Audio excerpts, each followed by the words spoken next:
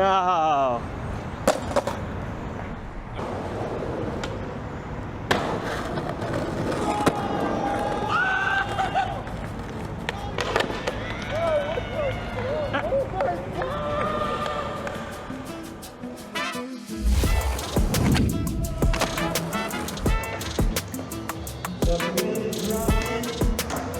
South Florida has a really rich history with skateboarding. It has a different vibe than anywhere else. Skateboard culture is a melting pot. We have so many different walks of life here.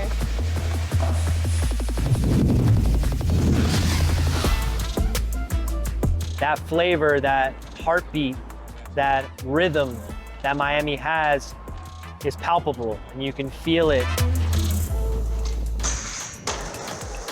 You can see that in the skateboarding too. You can skate all year round. There's such awesome spots. You go to Miami, you go to Fort Lauderdale, so many different things to skate. There's so many spots down here, it's overwhelming. Boynton Beach, Boca, then from Boca you got Pompano, Coconut Grove. It is gritty, it is rugged in some parts. Different sort of terrain, you know? Like, we don't have much hills, it's very flat here. It's not as perfect and cookie cutter as it looks in the videos, obviously, but I think that's also the beauty of it. It's not just always easy, it's rough ground, it's turning into a spot awkwardly. It's super humid and it rains all the time, so everything's pretty crusty. It's definitely more cutthroat and it's harder to find stuff. Florida has given birth to so many powerhouses. Rodney Mullen, he pretty much invented most of skateboarding. He's like, they say, the godfather of skateboarding. Blake Carpenter, Alyssa Steeman, Andrew Reynolds, John Montesi, Paul Zitzer. We have Will Gomez, Desmond White, Pedro Delfino, people that moved to Miami, Joel Meinholz, the Epps brothers. Those kids are the future. Jamie Foy, Zion Wright, Alex Sorgente, Bo Turner, Mike Dare, Alan Gelfand, who created the first ollie. Alan Gelfand's Bowl, Hollywood, legendary spot. If you can make it out of Florida, you can probably skate anywhere. the gnarliness of the trick when it actually is taken care of and done. All this stuff, this just adds so much character and flavor to the footage. In general, Miami looks the best on film. You can go anywhere and film something and it's gonna look dope. Even the light here is different. Nothing looks like the downtown Miami zone on film. This is like raw skateboarding, you know? This is a special place, dude. Skate culture here is kind of like getting it out of the mud. If you grow up in California, it's like, you know, the skate scene is your backyard. Here, it's like, we're thousands of miles away. You gotta really do something for somebody to notice you if you're in Florida.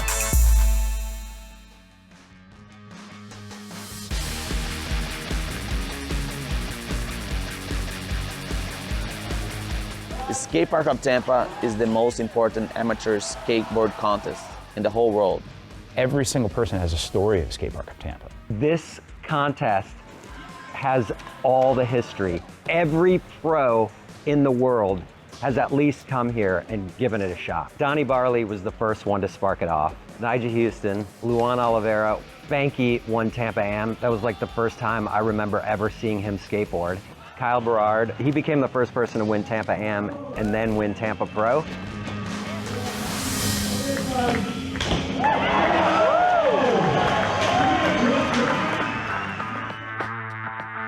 I was here on January 1st, 1993, when Schaefer got the keys to check out the space. Skateboarding was dead at that point in 1993. Then Schaefer, being who he is, saw that things could be done to improve the scene and skateboarding. So he called it his friends that worked at some brands, got a few sponsors that had a little bit of money, and started Tampa Pro. Brian Schaefer. It's like epic because he's putting on basically a mini festival for skateboarding twice a year, you know? So it's sick to me. And the stories and all the moments that have happened inside here, they're untouchable. That's the beauty of Tampa and Tampa Am. It brings that limelight to up-and-coming skateboarders, like Felipe Gustavo. It's a skater-ran contest. Everybody who wants a shot at maybe becoming the next pro who can come up through a contest, they come up through Tampa Am. They try. There's a few key moments over the course of Tampa Am's history that made it what it is.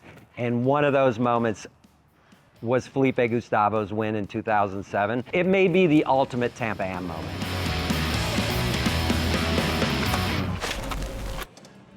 Tampa Am 2007 just changed my life forever, you know. I started skating in 1998. Skateboarding wasn't big back then. My dad got me my first board. When I was 10 years old, I got sponsored and I won every contest that was possible in Brazil. And then in 2006, there was this contest that was happening in Brazil. I told my dad, like, Dad, we're gonna drop every other contest. I'm gonna go to every single of these stops. If I win, I get a chance to go to Tampa next year. I end up winning that thing. The company that provide the contest, whatever, it was a fraud, you know, they never gave me the ticket. My dad knew that was my dream, you know. Here's the family car, we're gonna sell it and we're gonna just buy 2 tickets and $1,000. We're gonna go to the US. January 2007, straight from the airport to here. I didn't speak a word of English. This was like a week before the contest was happening. They're like, oh yeah, no, the contest is full. I was like, I just flew like 15 hours, whatever, you know. Me and my dad just went to the thing again and like, bro, can he skate? Like, is anything missing? Like, and somebody's not coming, you know? And it's like $150, you get the wristband. So my dad just paid $150. I got the wristband in my hand. I'm like, yeah, I'm gonna skate. I think it was like 150 people on Friday and like 150 people on Saturday. And then I went straight to the finals, right? Sunday came through, dropped in, did my thing, you know, led my full run and they're calling all the people, you know, 8th place, 7th place, 2nd. Like, dude, they haven't called my name yet. What's going on? They announced that I won at Tampa Am 2007. Dude, they put champagne in my eyes and like, dude, it was crazy. My dad hopped on the podium with me, like one of the best moments of my life, you know, it changed my life forever. For us, for my country, you know, like Brazil, like I was the first Brazilian to ever win that, you know. Felipe's story is everybody's story by winning Tampa Am. His dad really knowing the capability of his son. You got no odds against you, I feel like, at that point. If you win here, there's no question you're gonna be pro or at least have that opportunity. Those skaters, they get that opportunity, go for it. Guys come with nothing, just the skateboard in their hand. And there's tons of skaters from Latin America that come here, move here, work at Skatepark of Tampa. And they turn their lives around. They're able to make a career out of skateboarding. Cuando yo vi la historia de Felipe y su papá, fue muy inspirador, en verdad. Empecé con los zapatos de mi colegio y una tabla que tenía en mi casa. La competencia de Tampa nos abre las mismas puertas para todos para poder demostrar las ganas que tenemos de salir adelante, de mostrar nuestro skate, esa esencia que nos corre por la sangre de latinos, que siempre somos unos guerreros de querer salir adelante, luchar por nuestros sueños y a pesar de los prejuicios, de las adversidades de la vida, siento que eso nos marca a nosotros.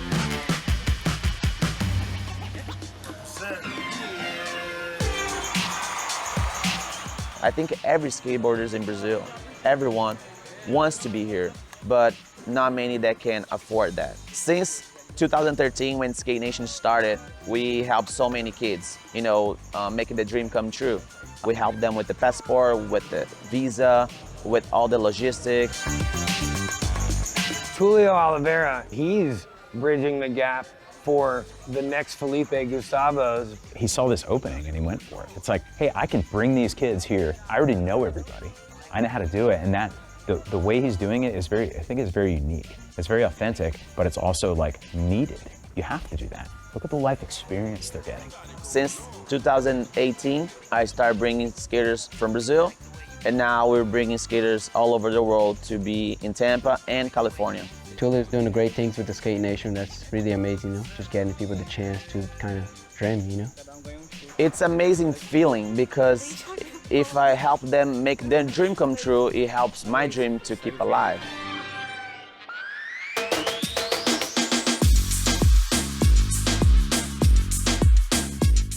You come to Miami to skate and get your tricks, but you come to Miami to wild out.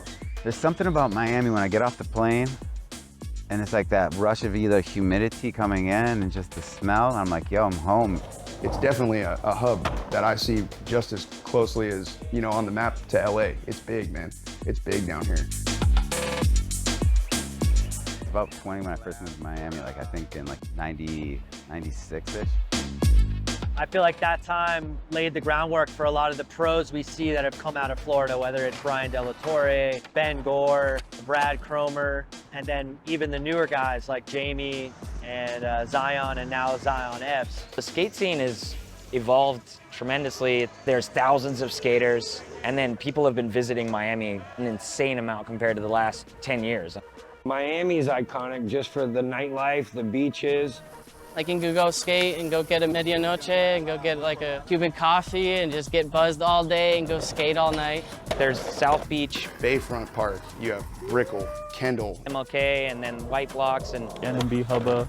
Another big famous spot that was really cool to go to was Orange Peels. Triangle. Where Alyssa Steamer ollied into, and pretty sure like Danny Fuenzalita did like a switch frontside flip in. For someone that has no idea how crazy the triangle is, at any moment as you're riding up to it, you could hit the curb and go face first and get kind of skewered by the point of the triangle. It's such a sick spot because you can like do tricks into it, you can grind it. You really want to try to get something, but you're like, damn, it's kind of intimidating. Cobra is another spot. It's like a classic, maybe an 11 stair handrail that Foy has got like a lot of tricks on. But the biggest one I think would be the Bayside Hubba. I was here on vacation, I was hanging out with the homies back home, and we eyed out this hubba, and I thought it would be funny to try to go for it. I ended up making it, but it took a long time. So we are in downtown Miami. We're gonna pull up to the Miami Leap of Faith. The Miami Leap of Faith, it's definitely a leap. Where Lot 11 is, on the backside of it, where it's right there on that street, there's these other ledges. You'd see the thing always on the way there. 13, flat 13, sitting on the corner of the street. The homie Rari, who films all the duplex videos, he took me there one weekend and was like, yo, like, we could make history right here. Like, look at this thing. If you see it, you're like, no way. You run over there and you walk to the top of it and you look over the side, you're like, oh, hell no. There's no way. Nobody in their right mind would look at that thing and say, I want to go over that.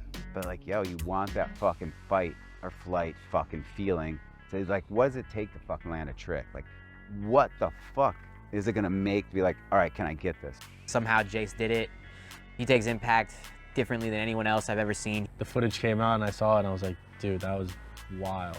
I think it took me about 8 or 9 attempts to go down. To see that done now is like mind-boggling. He's him, he did that. The pure like shock and enjoyment on his face when he rolled away makes the clip that much better. We have the official measurements from the Jamie Thomas Leap of Faith. 14.6 from the bottom of the top stair, and the San Diego, 14 foot 3 inches from the bottom of the top stair. So the debate is over. The Miami Leap is taller. Jace rode away. It's over. Mystery solved. He's definitely someone to be on the lookout for from our South Florida scene.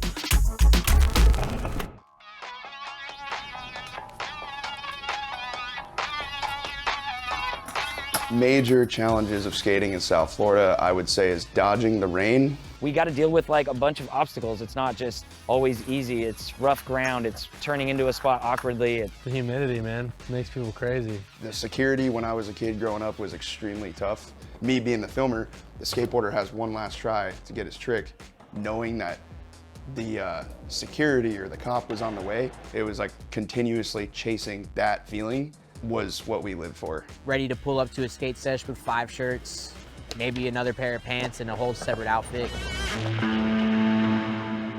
Nothing looks like the downtown Miami zone on film. It looks so rad, and it makes it cooler if you do get a trick here because of the climate, because of, you know, rougher concrete. Some stuff isn't perfect like it is out in California, which definitely adds to the aesthetic on video. I think what changed in South Florida was the videos that have been put out. I have a video of mine called Vice, and shortly after I dropped one of them, I got hit up by 3 people. It was Alan Hannon from Primitive, and I was so shocked. I was like, what? Primitive wants to come to Miami to like film something, and they want to skate the spots that we're skating. And then shortly after, Santa Cruz came, Baker came, and then now that you're starting to see a lot of our spots In the skate world, Florida's a spot to be at. It started growing from there. It became more of a lifestyle than a place to just be at for the weekend, you know? There was a couple of different efforts on Miami Beach, in downtown Miami over the years to get skate parks built, but nothing really ever happened until, you know, Danny, Richie, and myself started in 2012, really pushing towards getting what is now Lot 11 constructed. I had a dream, and it was achieved by connecting the dots and bringing a couple key players like Nick Katz and my other partner Richie F's, and without them, I wouldn't see Lot 11 happening the way it did. The whole premise of Skate Free was to turn unused spots that nobody could develop and build free skate park for kids to skate. When I met Danny and Nick, they had a skate park called Grand Central. We identified the place to build Lot 11, and to tell you the truth, it was one of the dirtiest places you'd ever skate. It used to be just a raggedy DIY under a bridge. You would get super dirty. But it was a start. It was Miami's first official skate park. We were able to kind of include almost like a small love letter to the city in a way by replicating all these spots that I grew up skating and that have become synonymous with Miami skateboarding, from the Challenger sculpture to the synagogue rails. You're like, damn, I can't believe I'm actually seeing such a legendary spot right here in front of me. After Lot 11 came about, to me, the skate scene just went skyrocketed. All these parks that they provided us with, Lot 11, Beach Parks, All Over Park, and all the events that they do for us here, they really bring South Florida together. They've created a safe space for a community to grow, which was different from before, because what we were doing was like we were dodging and weaving through cops and people and everything else. But, you know, that goes with what we do.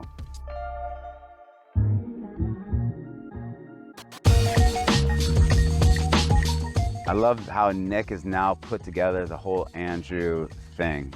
And I sit back from being different generations and seeing all of it happen to be like, what he's done in the community that he's built with the kids that he's worked with, I think he's done a great job, a wonderful job actually. Andrew, I think they really bring some sort of style into like what Miami skateboarding is. Like what they wear, what we like to wear with this weather. We try to, at the shop and with our brand, incorporate a lot of influences from our childhood, from the culture, whether it's Cuban culture, Jewish culture, Haitian culture, Jamaican culture, into the designs that we're doing, and really be like a storybook for what Miami is, was, and represents for the future. I made Miami my home because of a place like Lot 11, and I feel like I've pushed the scene here so much that I want to keep pushing it. I want to see it through. And it's beautiful. Like, where else would you want to be from December to March, April? South Florida is looking up. I could see it becoming something that people want to migrate to. What much more could you ask for?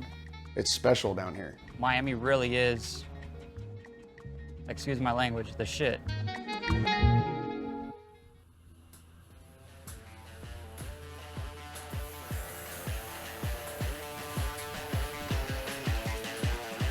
The DIY scene in Florida has been around for a long time. I think because of that starvation of the community to like real accessible, good skate parks. When I started skating, we didn't know what that even meant, even though we were doing it anyway. You know, you're fixing a crack, or you're like breaking off a skate stop, or you're making something skatable in some capacity, and now it's like to a different level.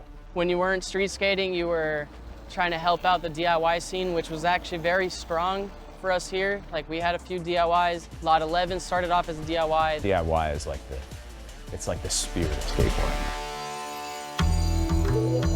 Doing it yourself, going down a different path, not asking for permission, and making things happen for yourself. DIY skating and DIY skate features are more exciting because you could take pride in something that you built, and you can invite your friends to come and skate it too. So it's an ever-evolving type of building that you don't get from a traditional skate park. You need kind of a very like tailored, beautiful, smooth skate park like lot, but you also need something kind of more rugged and handmade like Bum Park up in Broward County, because skaters don't want to always skate the same things.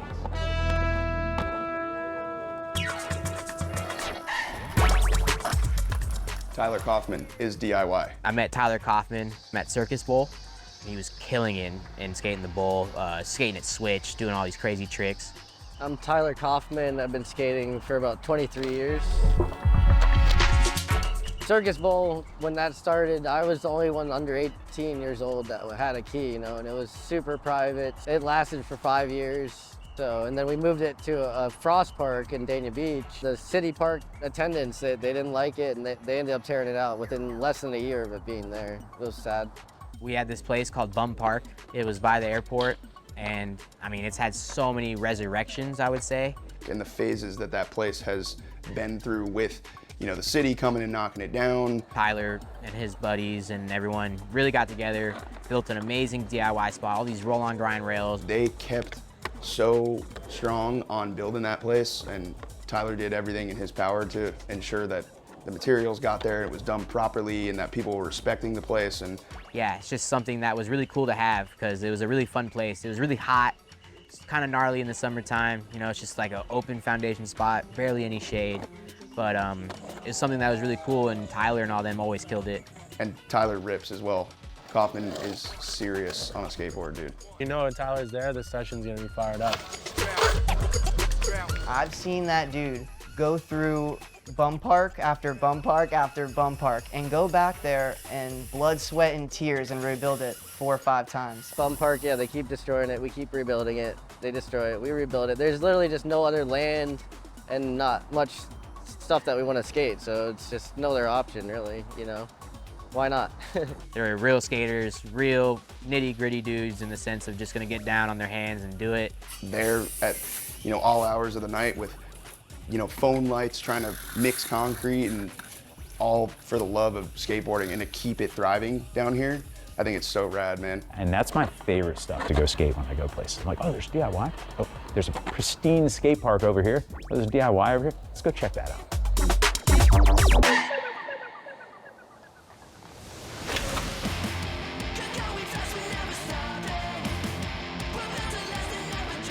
Skating is the most welcoming activity in the world. Nobody cares necessarily what you look like, where you're from, or anything else. It's let's skate together and have fun. When they're skateboarding and you're just trying to do the same trick with that other person you can't talk to, the language barrier does not exist. That's what I love about skateboarding. They support each other. It teaches you everything about life. It teaches you have to keep trying. If you fall down, you get up. Discipline, perseverance. It's basically everything that life is about. I think this South Florida is going to produce such a different style and look into skateboarding that, you know, you're going to see more of it around the world. I think there's been a pretty good of a change, seeing more diversity and more inclusivity in the skate community down here. You can just probably like order every food here in Spanish. If you walk outside right now, I guarantee you're gonna run into somebody that speaks Spanish. Florida has the most diverse culture. I would say it's my favorite place to live because of that. You get all sorts and flavors, you know? You got Haitians, you got Cubans. Your Puerto Ricans, your Colombians, your Jamaicans, your Venezuelans, your Brazilians. It's just like everybody is here. To see like women and queer people, I love seeing people like me in our space. My family came to Miami from Puerto Rico. You gotta come explore it and see it for yourself. The future of skateboarding in South Florida, it's gonna be incredible. We have so many good names, so many good skaters. I guess we're kind of like the little brother of the American skate scene. We have a little bit more to prove. The kids that are coming out of Florida are really proving themselves to be on par, if not better, than kids coming from other places.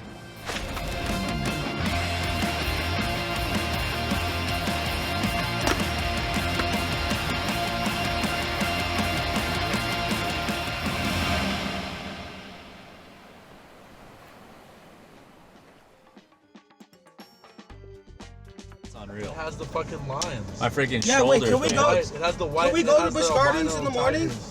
Let me think about it. Before we go to Orlando? Was I ripping? You're not recording. Oh. It's lit out here.